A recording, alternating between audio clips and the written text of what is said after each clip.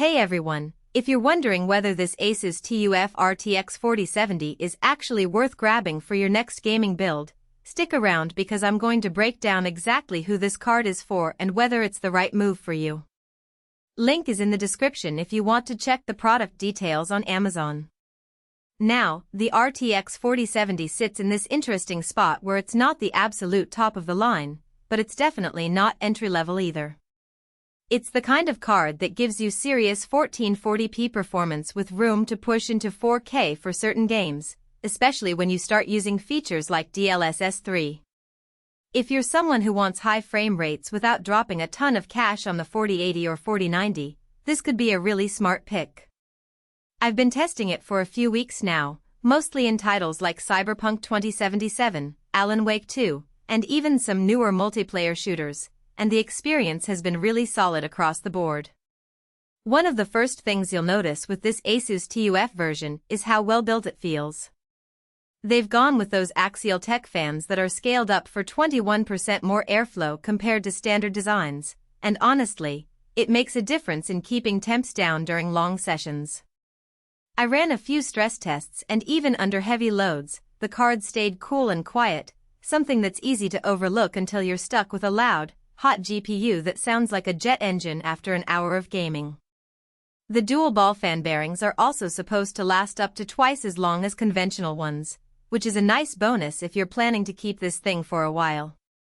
Plus, those military-grade capacitors are rated for 20,000 hours at 105 degrees Celsius, so longevity is definitely a focus here. Performance-wise, the 12 GB of GDDR6X memory is more than enough for 1440p ultra settings in most modern games, and with DLSS3 enabled, you can really push those frame rates higher without sacrificing too much visual fidelity. I played Cyberpunk 2077 with overdrive mode on and ray tracing maxed out, and with DLSS3, I was still getting around 80 to 90 FPS on a 1440p monitor. That's not something you'd expect from a mid-range card a few generations back, but the Ada Lovelace architecture really does make a difference here. The 4th generation Tensor Cores and 3rd generation RT cores also help with AI upscaling and ray tracing, so if you're into that kind of visual fidelity, this card handles it well without breaking the bank. Another thing worth mentioning is the OC mode. ASUS includes this out of the box, so you can just plug it in and let it run at slightly boosted clocks without having to tweak anything yourself. If you're not into overclocking but still want a little extra performance, it's a nice feature to have. The card also supports PCIe 4.0, which is great if you're pairing it with a newer motherboard, and the HDMI 2.1 and DisplayPort 1.4a outputs mean you're ready for high refresh rate monitors or even 4K TVs if you're using this for more than just gaming. Now, let's talk about power draw because that's always a concern with GPUs. The RTX 4070 is pretty efficient for what it delivers, but you'll still want a solid 650W power supply at minimum, especially if you're pairing it with a high-end CPU. I tested it with a 7800X3D and a 750W PSU, and it ran fine, but if you're building a system from scratch, don't cheap out on the power supply.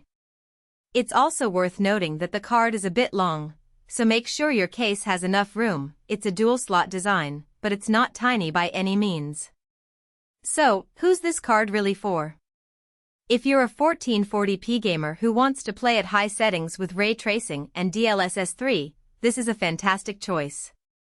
It's also a great option if you're upgrading from an older mid-range GPU and want to future-proof a bit without going all the way to the 4080. The build quality is solid, the cooling is impressive, and the performance is exactly where you'd expect it to be for this tier. On the flip side, if you're strictly a 4K gamer, you might find yourself wanting more, especially in demanding single-player titles. The 12 GB of VRAM is great for 1440p, but at 4K, some games might start pushing those limits depending on the settings.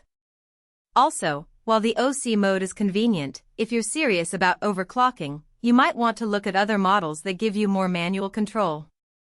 All in all, the ASUS TUF RTX 4070 OC Edition is a really well-rounded card that punches above its weight in terms of performance and build quality. It's not the cheapest option out there, but if you're looking for a reliable 1440p powerhouse with some serious longevity, this is definitely worth considering. If you're still on the fence, check out the link below to see the latest pricing and details. Thanks for watching, and I'll see you in the next one.